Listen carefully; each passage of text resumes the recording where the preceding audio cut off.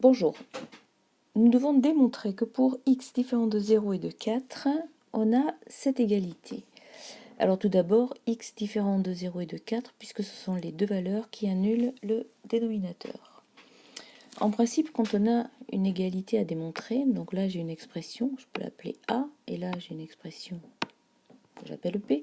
Pour démontrer que A est égal à B, souvent on va partir de A, on va la transformer, et on va voir si on arrive à B après les transformations. Donc je recule d'abord de A. Alors, je remarque d'abord que l'expression grand A, le dénominateur commun va être x facteur de x moins 4. Pour obtenir x facteur de x moins 4, il faut que le premier terme, la première fraction de x moins 3 sur x moins 4, je la multiplie en haut et en bas par x. Ensuite, je vais avoir 6x moins 4 qui ne bouge pas puisque j'ai déjà en dénominateur le dénominateur commun.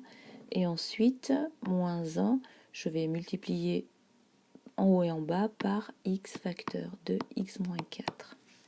Ensuite, je vais développer. Donc 2x fois x, ça fait 2x au carré, moins 3x, moins 6x plus 4, moins x au carré, moins x fois moins 4, plus 4x sur toujours le dénominateur x facteur de x moins 4. Ensuite, je vais réduire le numérateur. Les x au carré, donc 2x au carré moins x au carré, ça fait x au carré. Les x moins 3x moins 6x, ça fait moins 9x, plus 4x, ça fait moins 5x. Puis les nombres, il reste plus 4. Voilà, alors maintenant, j'ai simplifié au maximum l'expression grand A, et il se trouve que j'ai pas tout à fait l'expression attendue. Alors, je remarque que pour que ça soit égal à x moins 1 sur x, il faudrait que je puisse écrire x au carré moins 5x plus 4 sous la forme x moins 1 fois x moins 4. Donc, ce que je vais faire, c'est que je vais développer x moins 1 facteur de x moins 4. Ça fait x au carré moins 4x moins x moins 1 fois moins 4 plus 4. Donc ça fait x au carré moins 5x plus 4.